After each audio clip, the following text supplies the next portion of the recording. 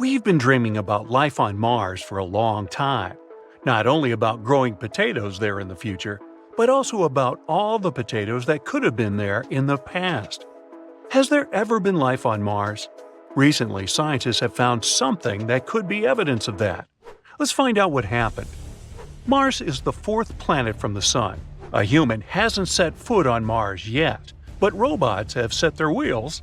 The first spacecraft that visited the Red Planet were NASA Viking landers. They flew there back in 1976 and sent us a lot of interesting data. Back then, we didn't know anything about Mars. To us, it looked like a cold, lifeless desert. But since we're so similar, scientists began to wonder, has it always been like this? Or is it possible that once Mars used to be thriving and full of life? And in 2022, NASA's Mars rover Perseverance found something that could shed a light on this mystery. But first of all, what is Perseverance?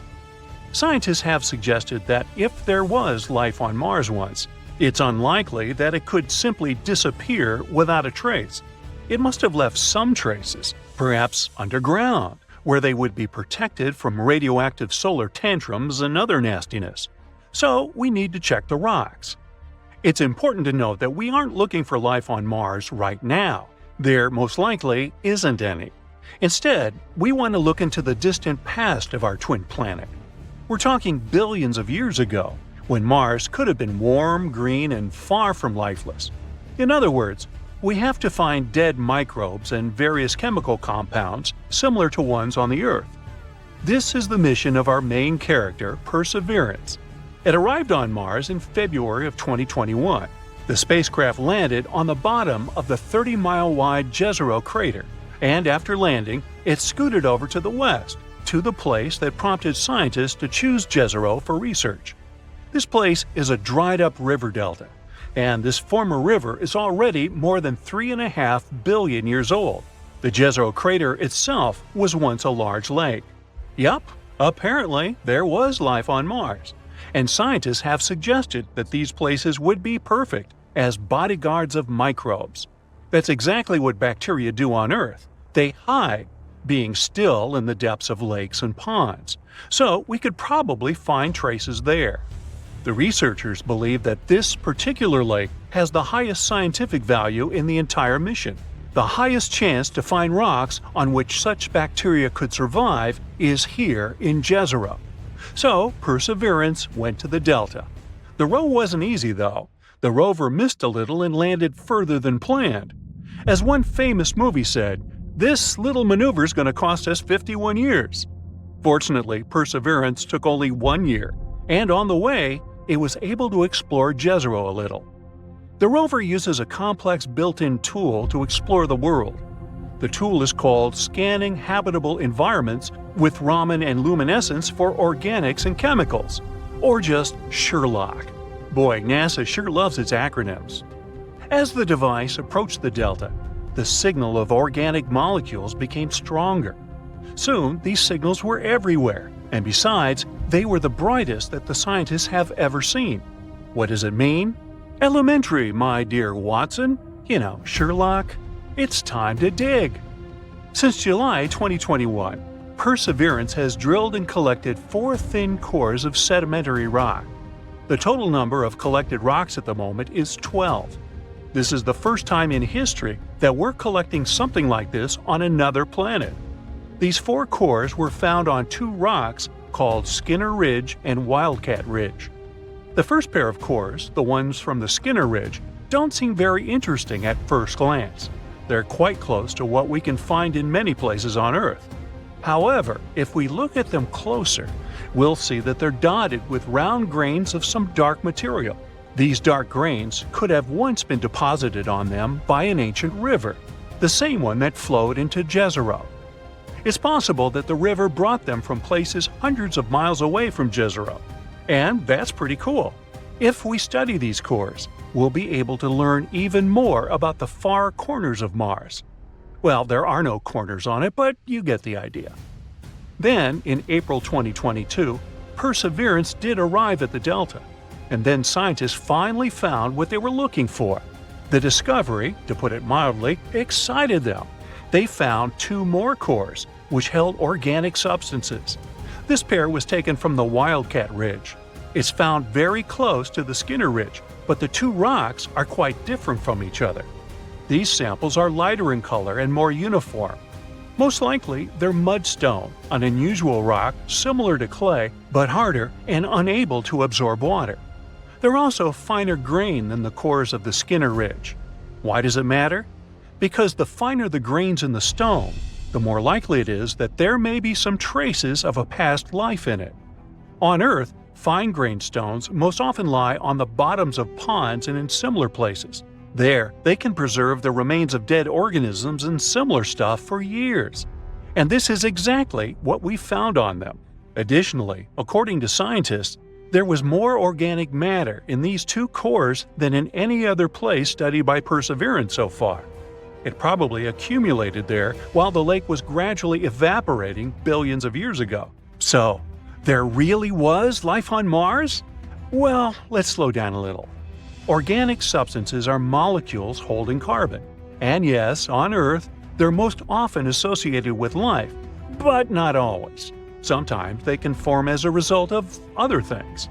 Therefore, we cannot say for sure whether there was life on Mars. We don't know if these molecules really remain from some Martian microbes, or if they're the result of some other things. But the discovery is still very significant. We have to literally keep digging this way. To learn more about this organic matter, scientists need to collect a couple more samples of fine-grained rock. It would also be great to study the material lying around these former reservoirs. Perseverance has already moved to another area, to a place with a beautiful name, Enchanted Lake. Now it needs to look for similar things there. It will also continue to study Lake Jezero. Eventually, Perseverance will climb to the top of the delta and then continue exploring ancient sites outside the crater. Sometime before the end of 2022, Perseverance will probably have 6 or more samples of the Martian cores. Unfortunately, its tools, though complex, are quite limited.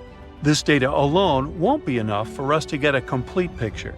Therefore, NASA plans to send other spacecraft to Jezero in the coming years. Together with the European Space Agency, they're working on the next robotic mission, known as the Mars Sample Return. The name speaks for itself. These devices will arrive and take away all the test tubes from the old Prospector Perseverance. After that, these samples will be delivered to Earth, though not by Amazon Prime, and then scientists will be able to analyze them in advanced laboratories.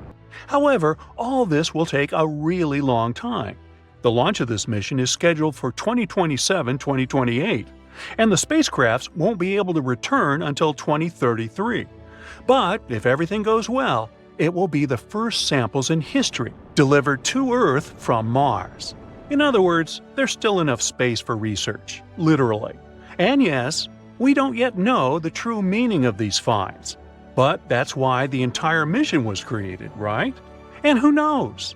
Maybe in a few years we'll finally find out the truth about what happened on Mars billions of years ago. Ooh, check out the Martian! Made you look.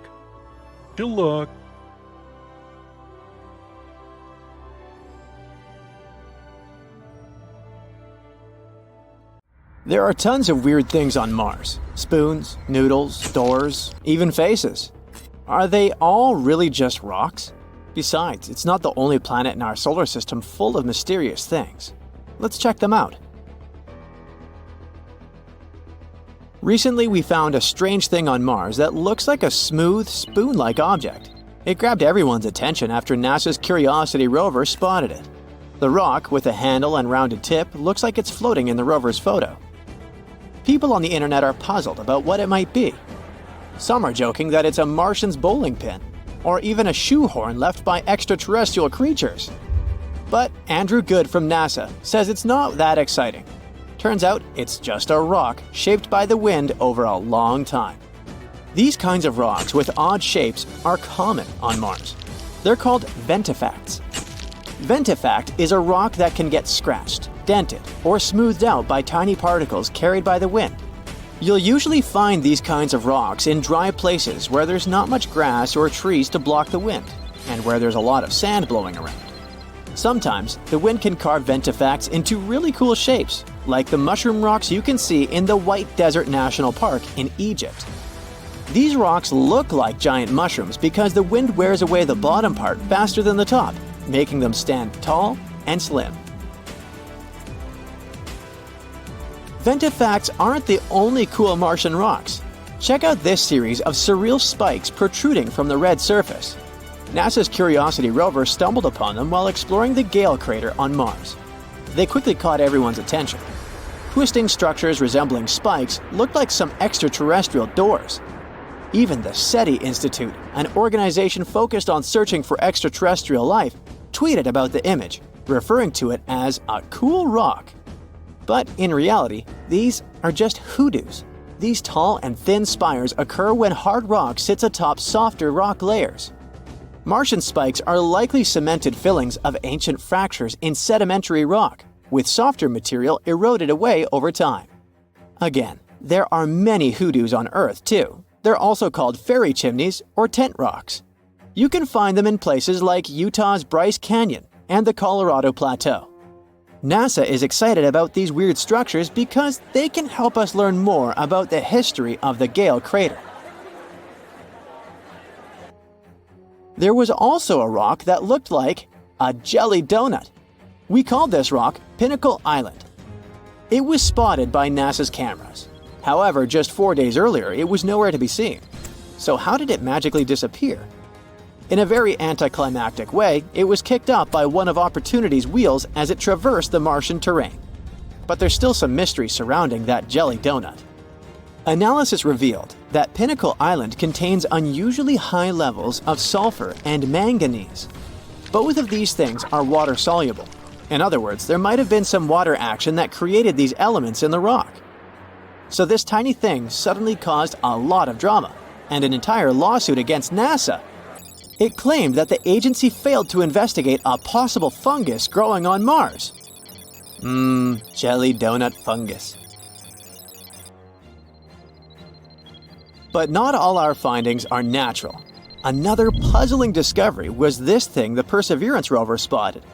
It's something that looks like tangled spaghetti or string. Just like the donut, this mysterious object showed up in a rover camera image and then vanished from the sandy ground in several days. It turns out that it could be debris from the rover's landing system. Perseverance landed in the Jezero crater in February 2021. It had a rough landing and accidentally scattered debris around. Some of these debris pieces have been showing up in the rover's images for a while now. The string-like object is likely a piece of shredded Dacron netting, which is a type of fiber used in thermal blankets. These blankets help regulate equipment temperatures during the super hot process of landing on Mars.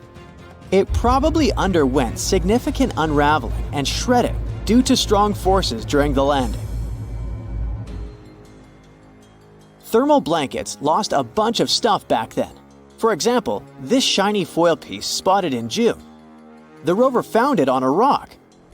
What's remarkable is how far some of the debris has traveled. The rover landed about 1.2 miles away from where it's currently exploring. It's probably because the crash threw the debris into the air, and the Martian winds carried it over such a distance. Mars is known for its strong winds, which can move lightweight objects. However, while it's fun to stumble upon them on images, there are concerns about the debris and trash on Mars. We haven't even fixed this problem on Earth, and we're already creating it on Mars. The debris we left on the red planet is already accumulating in an area called Hogwallow Flats. Plus, the debris can accidentally contaminate the sample tubes used for collecting Martian rocks. So far, NASA isn't overly worried about this, but they're keeping a close eye on it to prevent any issues with the rovers. Now, how about not things, but animals? Curiosity caused quite a stir when it captured something that looked like a rat on Mars. Some started speculating that it could be evidence of indigenous Martian life, or even that this rodent was brought along by Curiosity. But the Mars rat, once again, turned out to be just a weird rock. It looked interesting because of the natural processes like wind erosion and mechanical abrasion. We also found some worm-looking things. Curiosity snapped a picture of a formation that looks like worms wriggling across the Martian landscape. Despite its tiny size, this formation stands out with its unique shape and rough texture. It's probably made of durable material resistant to Mars's harsh erosion. And finally, our top mysterious finding is the face on Mars. Cydonia is a region on Mars that has captured both scientific and popular interest. It's located in Mars's northern hemisphere. It lies between heavily cratered regions to the south and relatively smooth plains to the north. There's a theory that the northern plains may have once been ocean beds. Maybe Cydonia was once a coastal zone. This place is full of interesting and beautiful features that tell us a lot about the history of the Red Planet. But its most interesting feature was the Martian face. This thing gained widespread attention when it was snapped by the Viking 1 orbiter in 1976. Some believed that it was evidence of a long-lost Martian civilization. At first, NASA dismissed it as a trick of light and shadow. But after some analysis, it turned out to be, yep, another rock. We also saw a face of a bear. It was captured by the high-resolution imaging experiment camera. In an image, we can see a circular fracture pattern that looks like a bear's head, with two craters forming the eyes and a V-shaped collapse structure like the nose. The head likely formed because something heavy settled on top of an old hole in the ground. This hole was filled with either lava or mud. The nose-like feature is speculated to be a volcanic or mud vent. But why do we keep seeing these strange things on Mars? Sometimes our brains can trick us into seeing things like faces or objects in rocks and other things. But these are just illusions called pareidolia. Pareidolia is a psychological phenomenon that makes us see familiar patterns or shapes, especially faces, where none actually exist. It's because the brain encounters something it doesn't recognize or understand right away. It tries to find things that look the most like this one. So it sees random patterns, textures, or sounds as something meaningful and recognizable. That's why a chair and clothes on it seems like a super creepy human-like figure at night. It also causes you to see faces or shapes in clouds, or hear recognizable sounds and even words in random noise. It's a fascinating proof of the power of our perception, but we also should be careful with it and not let our imagination run wild. The soil beneath your feet is red and dry. The place is freezing cold. Rusty-colored dust is floating in the air. You make one step, then another. It's hard to move because of the thick layer of dust your feet are sinking into. You're on Mars, and you've come here after hearing some absolutely incredible news. These days, the so-called red planet indeed looks dry and dusty. But scientists think that this world might have been very different a long, long time ago. They have found some evidence of a huge ocean that could have existed on the surface of Mars about 3.5 billion years ago. And this ocean probably covered hundreds of thousands of square miles. It all started with numerous satellite images of the surface of the red planet. They were snapped at different angles. As a result, researchers managed to construct a relief map of the area. They charted out more than 4,000 miles of specific formations that had most likely been carved by rivers. Those formations could also be channels, once carved out on the sea floor. Scientists used the data gathered by the Mars Reconnaissance Orbiter in 2007. They analyzed the thickness of the ridges and their angles and locations. Their main goal was to explore the topographical depression called Aeolus Dorsa. It turned out that all those years ago, this part of the red planet had been undergoing a series of constant changes. They could have been caused by the rapid movement of rocks, pulled around by currents and rivers, as well as noticeable increases in sea level. Researchers also noticed a pretty clear boundary that separated the southern highlands of Mars, elevated and highly cratered, from the smooth lowlands of the planet. It looked very similar to a shoreline left by a ginormous ocean. This all likely means that in ancient times, there indeed was an ocean on the surface of Mars, and a large one at that. What's even more exciting is that the existence of such an ocean might mean the existence of life. This discovery can tell scientists a lot about the ancient climate on the red planet, as well as its evolution.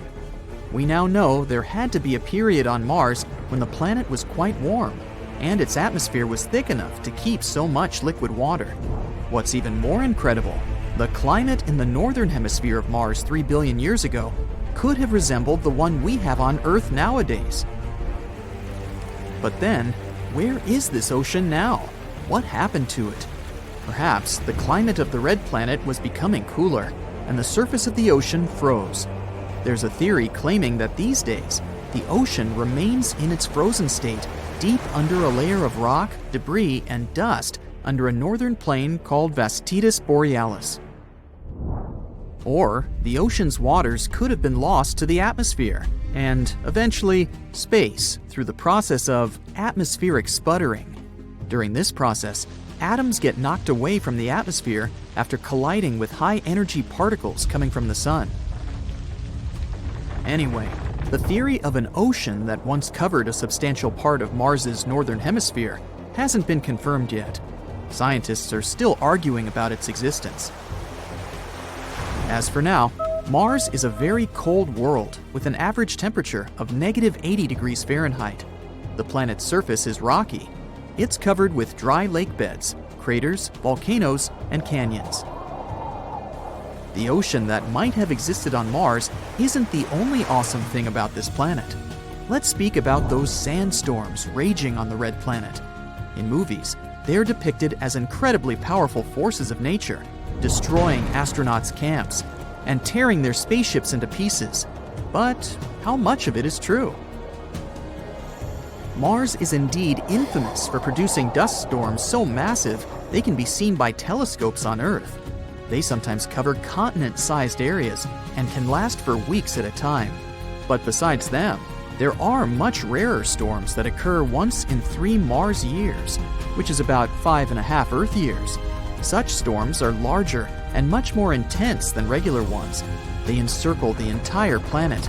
That's why scientists call them global dust storms.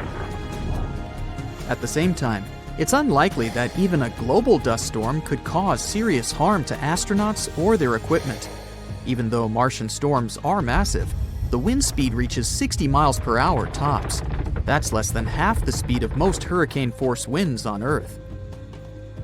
Plus, this comparison of wind speeds can be kind of misleading.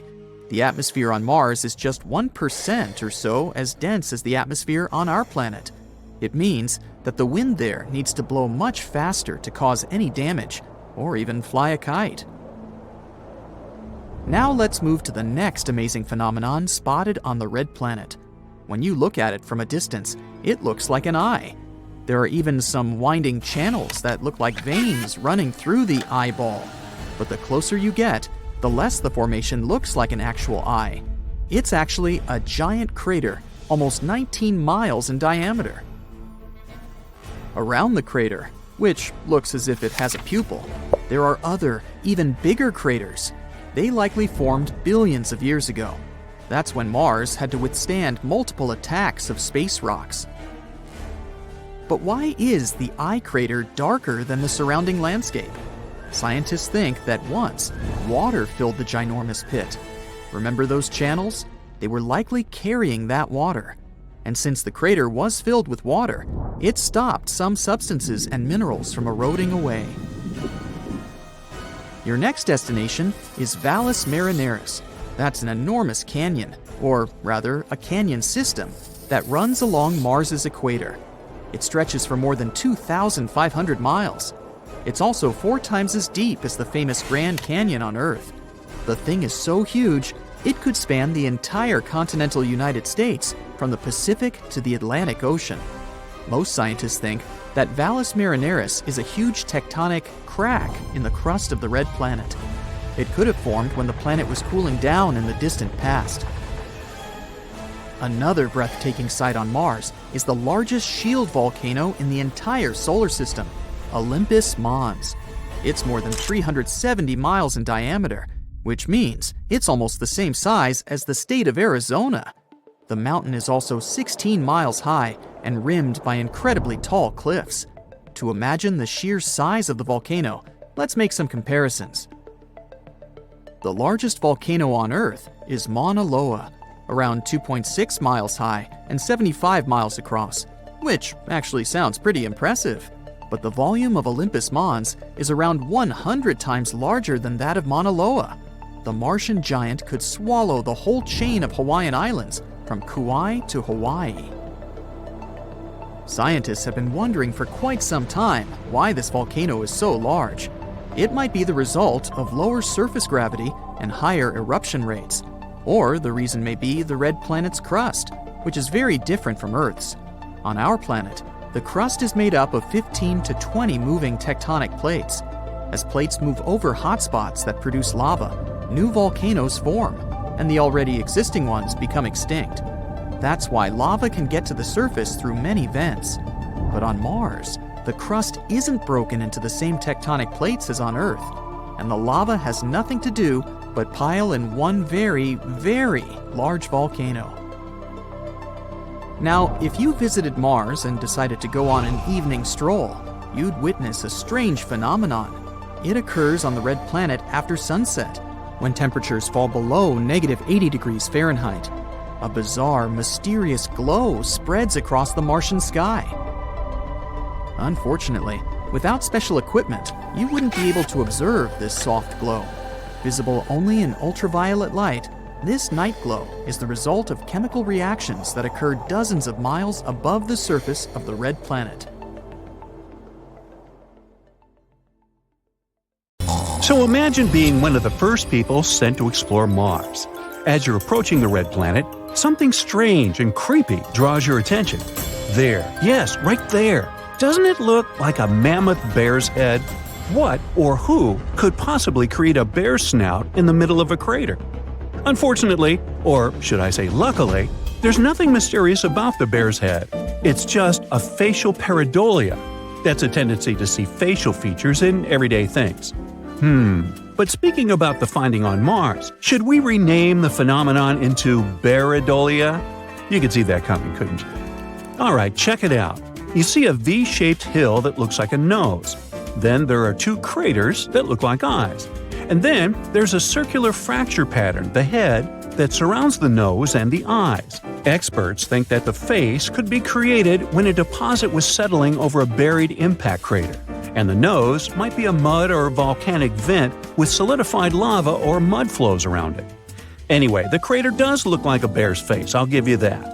But thanks to HiRISE, the Mars Reconnaissance Orbiter's high-resolution imaging science experiment camera, another of NASA's amazing acronyms, we've seen many other crazy craters on the red planet, like smiley faces, a bird, or an elephant. First, let's have a look at the famous face of Mars. These images were first taken by the Viking orbiter in 1976. At that time, the resolution was obviously quite poor, plus the lighting was slanted, which produced the result that shocked people in the 1970s, a face carved of rock staring back at Earth. Did it mean there was another civilization on Mars that had created this monument? Nah. Look at the photo of the same spot taken by the current Mars Reconnaissance Orbiter. The resolution is much, much better, and the face has miraculously turned into an ordinary hill. Or look at this teeny Bigfoot, whose image was captured in 2008. I say teeny because this creature is just a few inches tall, and when the photo was taken, Bigfoot was only several yards away from the camera. And here, one curious soul zoomed in on a small rock and spotted something that resembled a gorilla. That's how some people started to believe there were apes on Mars. Yeah, really. Let me show you some more examples of imaginary creatures and faces on the red planet.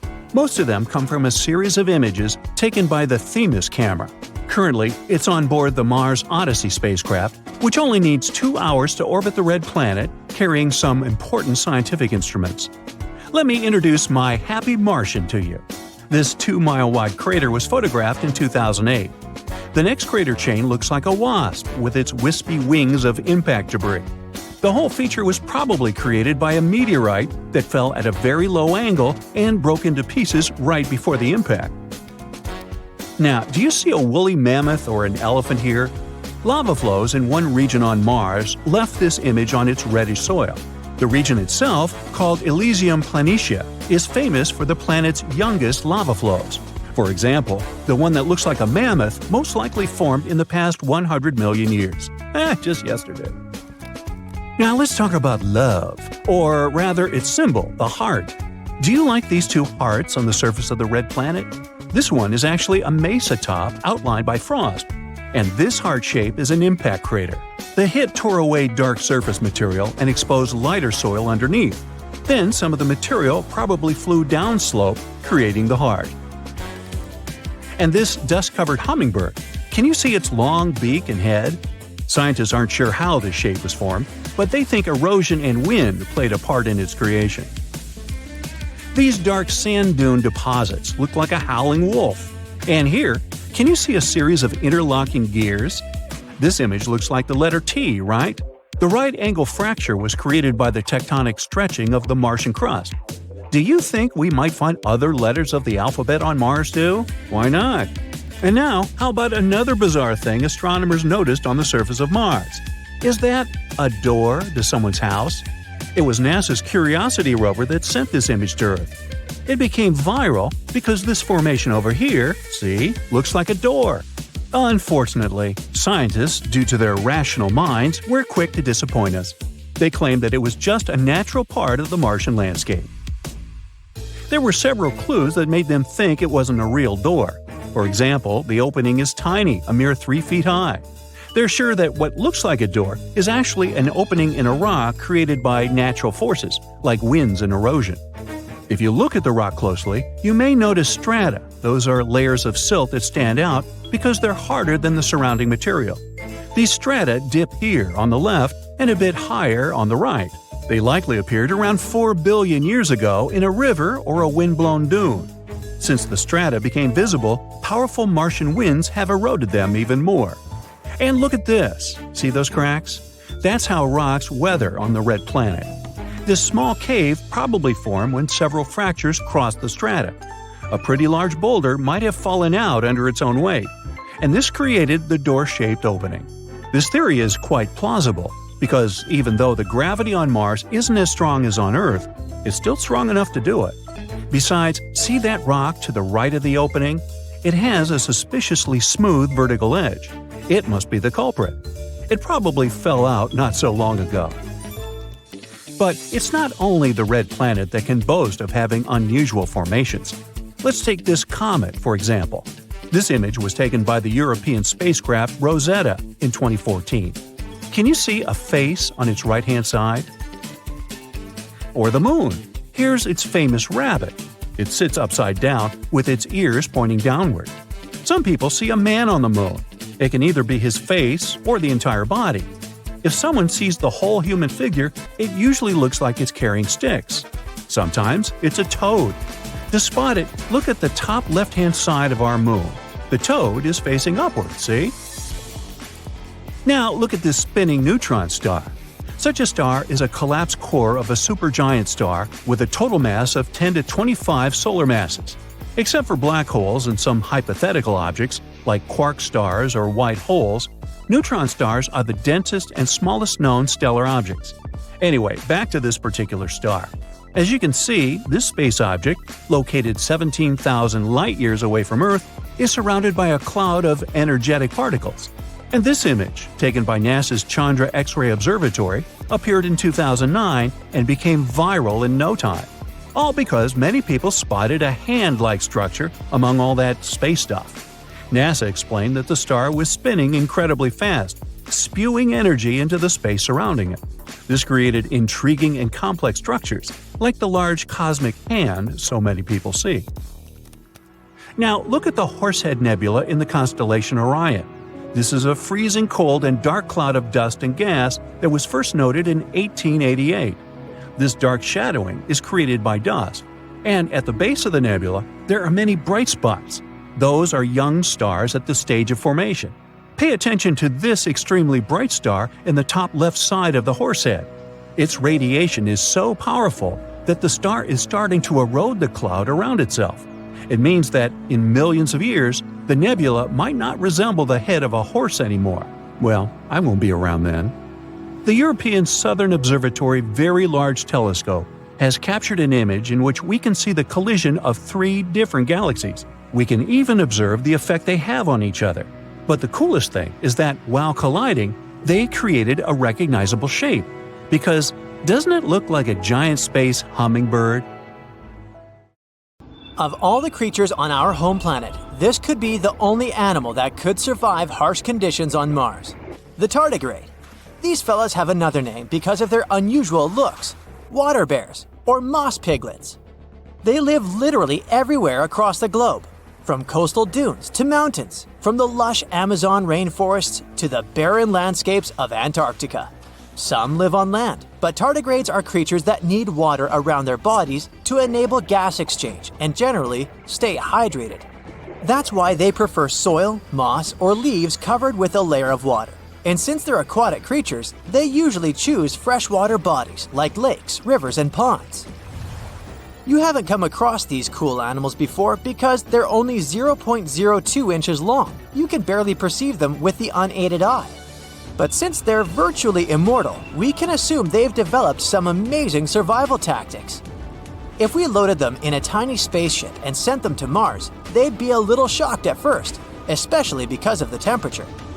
Sure, they can live through a wide range, even going below minus 458 degrees Fahrenheit and up to 302 degrees Fahrenheit.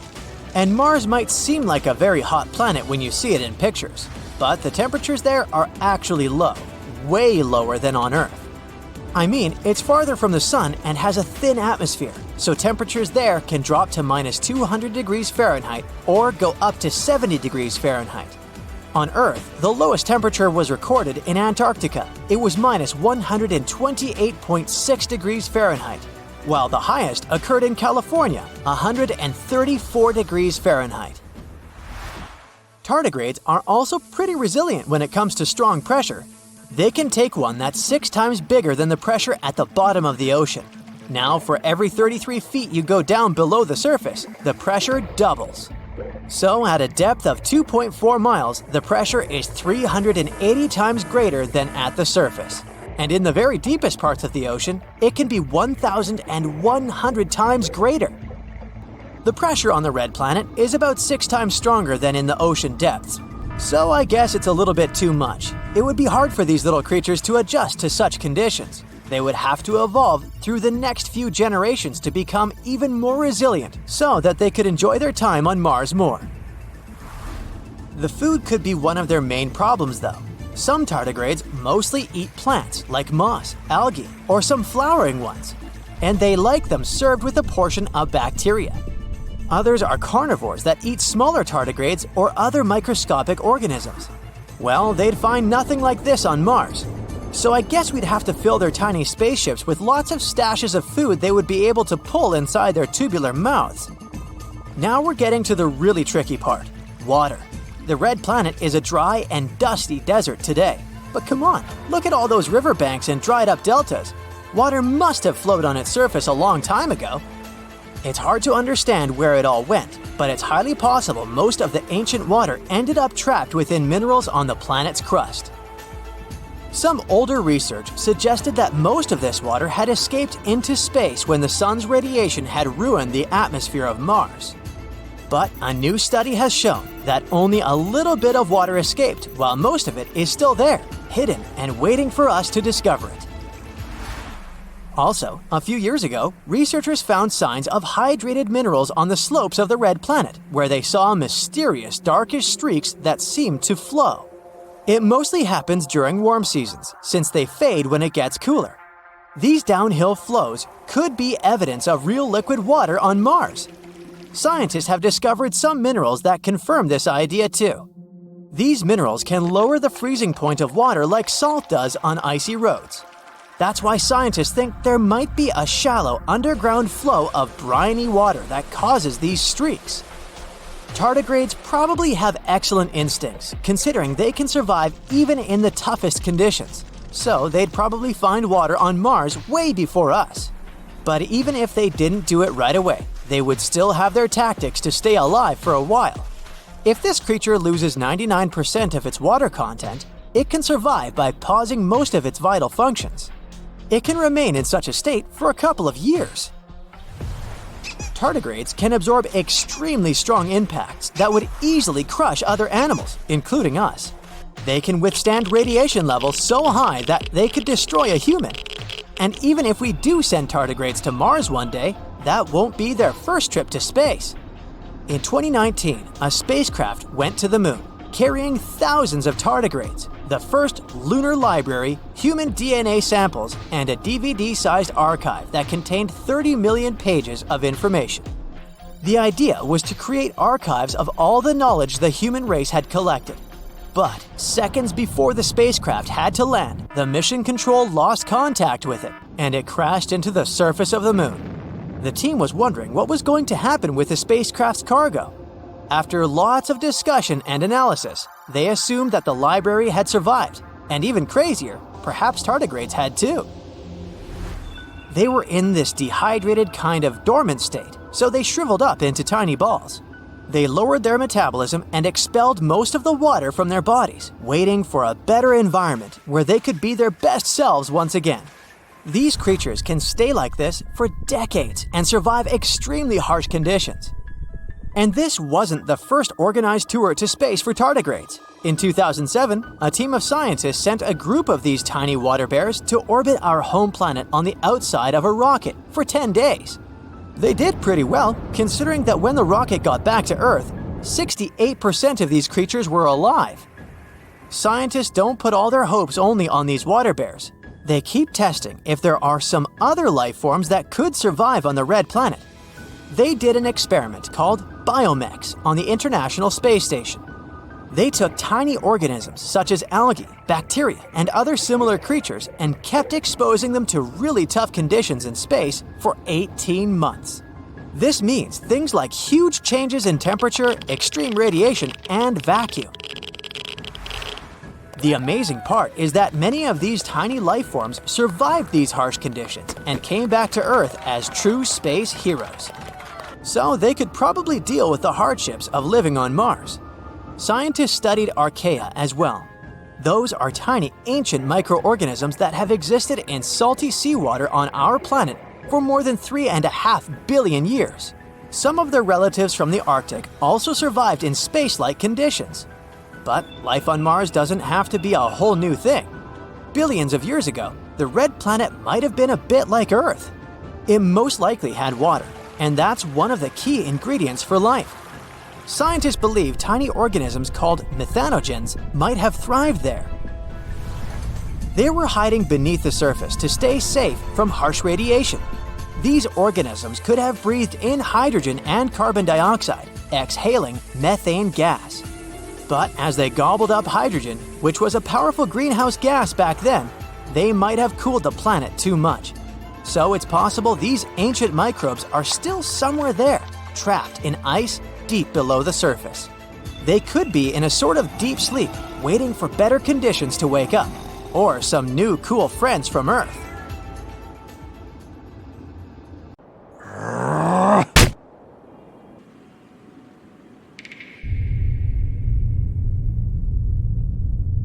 How many people do we need to create a new civilization?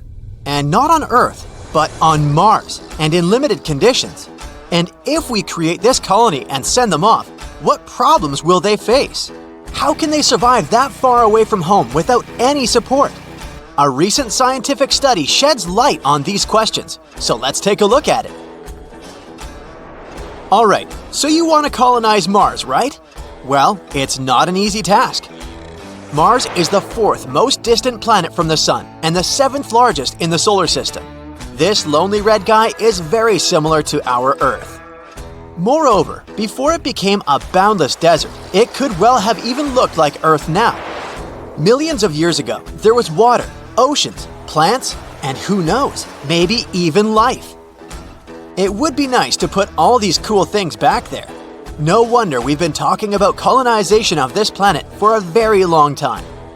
Now, SpaceX claims that their proposed interplanetary spacecraft could deliver 100 people to Mars.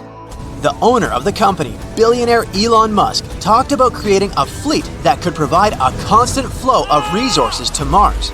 But how realistic are all these fantasies? Actually, not very much. Before sending people to Mars, we need to solve a number of issues. For example, the incredible radiation exposure, toxic soil, low gravity, low temperatures, and all sorts of other nasty things. And this is just the beginning. It will take at least a couple of decades to create a vehicle that can actually successfully land on Mars and return back. But let's do a thought experiment and imagine that we finally decided to colonize Mars. How will things turn out? Recently, scientists published a new study on this topic.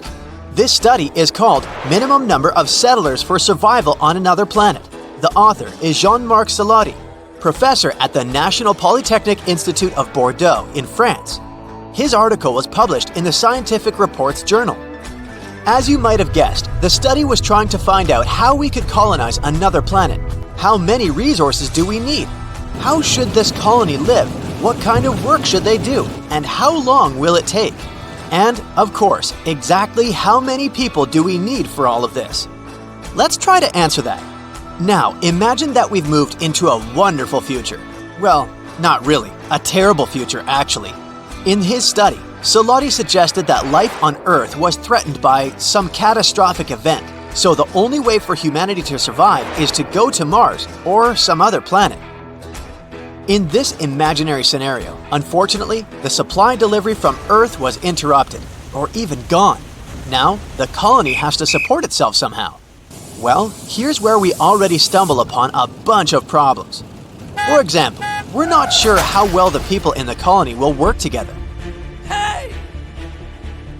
Will they communicate with each other like normal human beings? Will they share their time and resources as they should? Humans are constantly ruining things for other humans. I can even bet that it was their fault we had to flee to Mars. But even if we forget about that, how about organizational issues?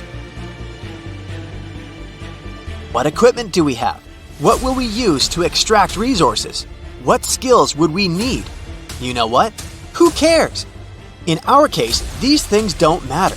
All that we know is that the colony doesn't have a lot of initial resources and equipment, and the human factor is absolutely unpredictable. So the chances of survival are pretty low, but we need to survive somehow. In this case, Salotti describes two things that will have a huge impact on our survival.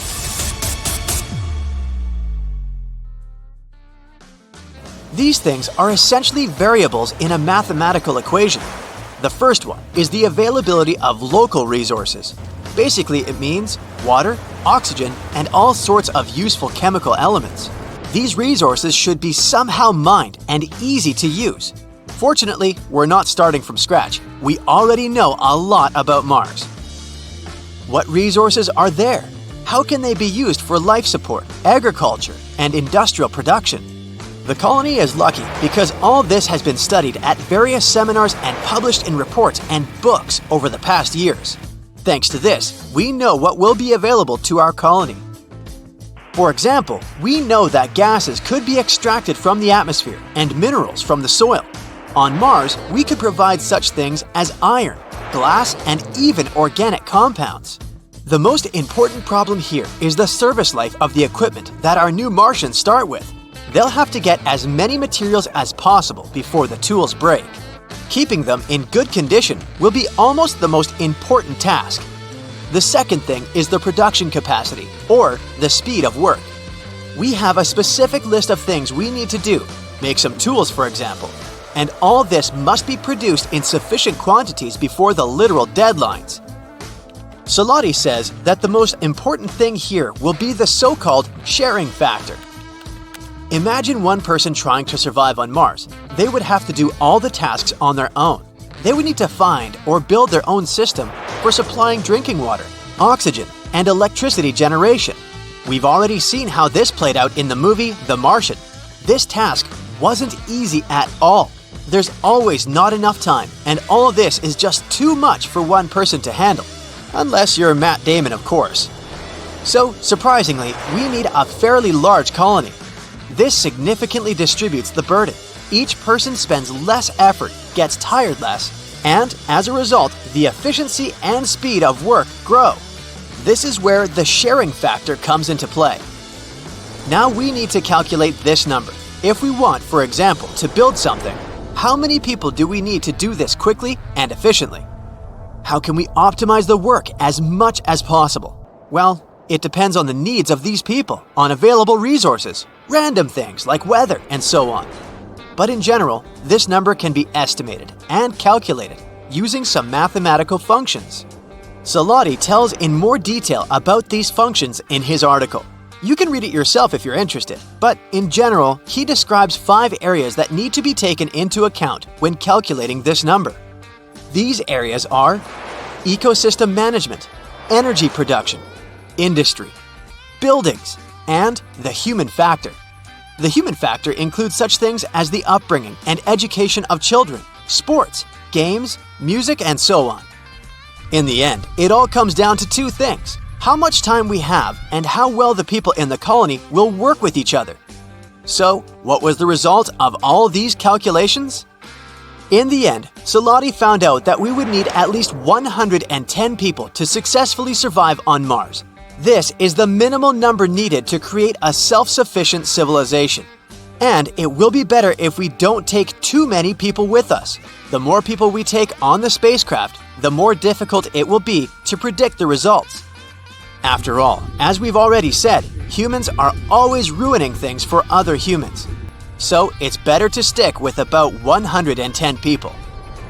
Of course, this is a rough estimate, and there are a bunch of different assumptions and uncertainties, but even this number is already very useful. Now the scientists know how many people is a minimum for colonization of another planet. Colonizing other planets is a very complex issue, and it will take us a very long time to resolve it. It's very unlikely that we'll fly to Mars in the near future. This task may take several decades, or even a century. Therefore, the best solution would be to try our best to save Earth until we can begin to conquer other planets. Dust storms on Mars can really go crazy. They hurtle through the red planet's southern hemisphere, especially during the summer. These storms can grow and encompass large areas of the planet, as happened in January 2022. Then, a dust storm covered almost twice the area of the United States. Could it be something like this that caused one of the robots we sent to Mars to go missing? The atmosphere and climate are harsh on Mars. It's mostly a desert with strong winds and average temperatures of minus 81 degrees Fahrenheit. It drops down to minus 220 at the poles during the winter. A lander needs to be specifically equipped and very sturdy to withstand such conditions. But researchers thought the Beagle 2 could handle the difficult trip to the red planet. June 3, 2003. A team of researchers got one of their pioneering robots they were about to send to space ready. It was a small and compact lander called the Beagle 2. Its mission was to touch down on Mars and search for what the world has been actively looking for decades now: life on the red planet. Now, the touchdown was due on December 25th, but the signal never came. The team tried to contact the spaceship, but at one point, they had to accept they wouldn't be able to reach it. Some thought the landing was too difficult and complex after all, so the lander crashed. But they couldn't find any technical errors. Others had a theory that the lander may have become entangled in its own parachute and fell down to the surface of Mars. Either way, the Beagle 2 was considered missing, until 2015, when NASA took pictures of what could be the remains of the lost lander. They weren't just smashed debris, the components actually looked to be intact. The lander's remains were lying with its solar panels partially deployed around 3 miles away from the site where it was supposed to land. Apparently, the Beagle 2 managed to land successfully, but its radio antenna got blocked. That's why researchers couldn't control it from Earth or communicate with it. But no one knows exactly why it happened. Have you heard of a face on Mars? In the 1970s, one of NASA's spaceships took the iconic images of the Martian surface that showed a face-like formation, as you can see in the upper part of the picture. If you have a rich imagination, you can easily see a nose, 2 eyes, a mouth, and an unusual hairdo. Some even thought it was a monument built on the red planet by another civilization. How about some other unusual things people have found on Mars, like Happy Face Crater? You can easily see why it has this nickname. Or rocks in different shapes, a pancake, brachiosaurus, or a fish. Mars also has a waffle-shaped island on its surface. It's a 1.2-mile-wide feature you can see in the area of lava flows. It might be the result of lava pushing this formation from below. It seems astronomers have also got some images of blue dunes. It's a sea of stunning dark dunes that strong winds sculpted into long lines. They surround the planet's northern polar cap and cover a region as large as Texas. The red planet is usually known for its brown sandy dunes, so these ones certainly came as a surprise. In reality, though, they're not really blue. If you could visit Mars right now just to take a look, you'd see that these dunes appear brown and orange like the rest. And the picture is a false color image. Scientists often use false colors to highlight differences in something. For example, here it's the difference in depth. Also, the biggest valley on Mars is so large it could eat our Grand Canyon for breakfast.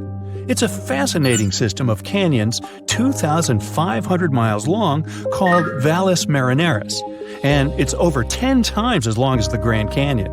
Now, if you could stretch this Martian canyon, it would go from coast to coast of the entire United States. Since Mars doesn't have any active plate tectonics, no one knows for sure how this canyon formed. One theory says a chain of volcanoes located on the other side of Mars, the one that includes Olympus Mons, bent the crust from the opposite side of the planet. This powerful force caused cracks in the Martian crust as well as activated enormous amounts of water lying under the surface. This water then emerged and carved the rock away. The force activated glaciers too, and they possibly created new pathways in this gigantic canyon system. Volcanoes on the Martian surface could have erupted about 50,000 years ago, although the most powerful eruptions happened 2 to 3 billion years ago. But the planet doesn't have active volcanoes today. Most of the heat stored in its interior during the planet's formation has been lost. So now, Mars's outer crust is way too thick for the molten rock to reach the surface. But a long time ago, eruptions formed giant volcanoes, and these volcanoes most likely had an important role in melting ice deposits, which released floods of water onto the Martian surface. Now, Mars has a thin atmosphere with a volume of gas, mostly carbon dioxide, less than 1% of Earth's. But 4 billion years ago, it was way warmer and wetter than now. Its atmosphere must have been thicker back then, too. That's why it could create a powerful greenhouse effect and trap sunlight. Mars also has a powerful magnetic field. Similar to Earth's, it formed because of the currents of molten metals in the planet's core. But unlike our home planet, Mars lost its magnetic field after its core had cooled down. And without it, the planet didn't have any protection from the solar wind, which is a stream of charged particles flowing from the sun. The solar wind pulled away most of Mars's atmosphere in just a couple of 100 million years, give or take. This is what makes those powerful Martian dust storms even more intense. Mars has a fascinating history. Judging by the planet's glaciers, Mars has probably gone through multiple ice ages, just like Earth. A team of researchers got images of about 60,000 Martian rocks. Rocks were different in size and distributed randomly, which means they probably formed during different ice ages. Glaciers hide their own stories too. Who knows what kinds of gases, rocks, or even microbes could be trapped inside? Now, if you could get into a time machine and stop at 4 billion years ago, on Mars of course, the chances are you'd see spectacular scenes of flooding. Maybe there would even be some form of life on the planet's surface. A strong meteorite impact that formed the red planet's Gale crater could be something that triggered that mega flood. After that collision, the temperatures on the planet got insanely hot. This caused the melting of all that ice that was stored on the Martian surface at that time. The flooding was so massive, it changed the geological structure of the planet's surface. It carved out big ripples, as well as waves in the sedimentary rock. Now, speaking of water, vapor has been noticed escaping the atmosphere of Mars. Also, researchers have found some evidence of water flowing on the planet's surface. There are dark streaks in the soil. They seem to get bigger in the summer and shrink over the winter. There are numerous dried-out valleys and river channels on the planet. It's possible that liquid water once flowed there. Now, most of it could be locked up in ice caps or even hidden under the surface. More and more things hint that Mars used to be habitable. Mars is the only planet we know about where only robots live. 5 rovers make up the Martian population. Those are Perseverance, Opportunity, Spirit, Sojourner, and Curiosity. These robots are there to take pictures and samples of soil and air, and maybe even find life on the red planet. And someday, we may reunite with them on Mars. Who knows? Oh, and by the way, if you really could get into a time machine and stop at 4 billion years ago on Mars, then I'd like to buy you lunch and talk about it. My treat. Millions of people around the world go out on the streets and rooftops to look at the amazing cosmic phenomenon. Another planet right next to the moon, a big red one. At first, everyone's excited. Mars showing up out of nowhere is having a strange effect on humanity. Just as the moon can affect the psychological and physical state of some people, Mars's unexpected visit is causing people to behave pretty strangely. Every night, the sky is lit up by the white light of the moon and the red glow of Mars. Many people get a sort of instant insomnia. Some even stop drinking coffee because they no longer feel sleepy.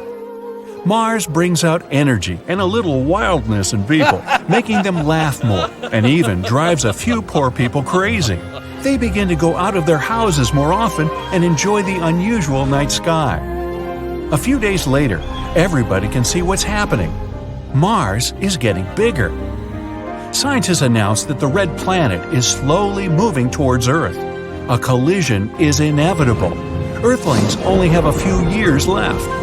A few months ago, a huge asteroid crashed into the red planet with such force that Mars simply flew out of its own orbit and went rogue. The chance that Mars would fly close to Earth was always going to be pretty high. After about 3 seconds of being announced, the news went viral, and panic set in. The situation's getting worse and worse. The closer Mars gets, the more it affects people on a physical level. Hundreds of videos pop up showing collision simulations of Mars and Earth. And there's no happy ending. Want to see what happens? One famous blogger asked her followers. The Earth's almost completely covered with water, and Mars is all dust, sand, and rocks. Then she puts a huge watermelon in the middle of her room. From the far end, she launches a bowling ball at it. Strike! Mars looks almost the same size as the Moon now. It's about to come into the Moon's orbit, and it's affecting the Earth's magnetic field. Floods, hurricanes, tsunamis, powerful thunderstorms. They go from bad to worse. Animals go crazy. Birds no longer migrate south. The polar northern lights appear in the Caribbean. The economy isn't handling the news that well. People stop showing up to work. Why wouldn't they? They just want to have fun and be with loved ones. There are enough resources on the planet to last until the catastrophe, so no one's even trying to fix the Earth's problems. Clothing, food, cars, yachts, whatever, everything loses its value and becomes free. Every day, huge street parties pop up all over the world. People decide to live their last months in peace and harmony. The global catastrophe is uniting humanity like never before. To go out with a bang, Earthlings team up to organize a huge rock concert. The red giant destroying our beautiful blue planet. Yeah, rock and roll's the perfect soundtrack. There's just enough time to eat, dance, party, and listen to good music. Huge stages are built all over the planet. It's every musician's last concert. During all that preparation, hope suddenly appears. Scientists have calculated all the events that'll occur when Mars crashes into Earth, and they have a simple plan. Luckily, humans had already planned on moving to Mars, so they already have been building spaceships for years. There's no time to get to another planet before the collision, but the good news is that people can wait out the disaster just outside Earth's orbit. You get to sit in a space station, munch some popcorn, relax, and enjoy the show. When the dust settles, it might just be possible to return to Earth, or what's left of it. After learning about this plan, people start working on finishing the ships night and day. Everyone in the world pitches in. There are still 2 years left before the big day. The huge concert stages are converted into more space stations. Mars is now giving people more energy, and with epic teamwork, people manage to create thousands of stations in just a few months. That's what happens when 7 billion people work together. Farmers, physical therapists, chefs, engineers, athletes, accountants, all on the same team. Mars is now closer to us than the Moon. The red giant blocks out the sun, and our planet is plunged into darkness. There are only a few days left. People are working like ants in a massive colony, putting the finishing touches on several 100,000 space stations. It takes 4 whole days for everyone to get on board. Plus, there's the loading of supplies: animals, fish, seeds, plants, vegetables, fruits, video games, fruit roll-ups. The red giant is scheduled to enter Earth's orbit in a couple of days. That's when it will really pick up speed. Mars is only a little more than half the size of Earth, but up in the sky, it looks infinitely huge. The ships start taking off. People take a last look around, memorizing every inch. In a few hours, it'll all change forever. The stations fly up far enough away to clear any orbits. 2 worlds colliding together should still have a soundtrack, though. Rock stars on every ship organize an outer space music festival. To the awesome sound of rock, Mars enters Earth's atmosphere and burns a thin layer of its own surface. This releases an incredible amount of energy. It gets faster and faster and smashes into the Pacific Ocean. A huge blast wave sweeps across the entire planet. Everything is lit up by flames, and everyone on the ships has to put on sunglasses to avoid being blinded. Our blue planet is turning into a fiery one. The dust of Mars mixes with the water of Earth. The force of the impact goes through the Earth's crust into the liquid hot magma. Hundreds of pieces of Mars, some the size of entire countries, are somehow floating in the atmosphere. The collision generates so much energy that all oceans boil and evaporate. Seas and rivers of molten metal are now spreading all over Earth. Days, weeks, months pass. A belt made up of bits of Mars forms around the Earth. It's like a fiery version of Saturn. It'll take a long time before it's safe to land back down, but humanity can't stay alive on the ships all that time. Food, water, and oxygen will run out after a few years. But scientists already have a plan. The ships flip a switch and become huge cryo chambers. The ships are equipped with energy panels, and the roasting hot Earth's giving off a lot of energy. Totally enough to keep the ships working while everyone on board takes a few thousand-year nap. As soon as the planet cools down, humans will wake up. Hundreds of thousands of years pass. One day, alarms go off simultaneously on all the ships. People wake up, slowly. Their bodies are exhausted, but after a few billion cups of coffee, everyone's ready to go.